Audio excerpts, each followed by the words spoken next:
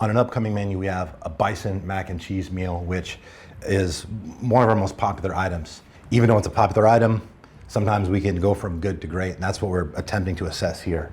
Sauerkraut, awesome choice. One of the best things that you can put in your body for gut health. Mac and cheese, I mean, kind of hard to screw that up, right? You know, great presentation. I had just kind of a crazy idea. What if we did a burger? We use our whole wheat, these thin buns, but what if we made like a mac and cheese Bison burger? That's probably half of a third right there. Put another half in here.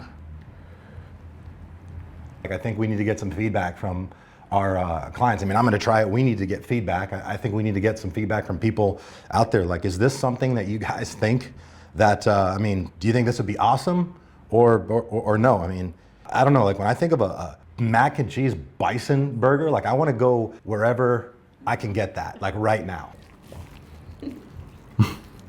Oh, that's bomb. It was amazing.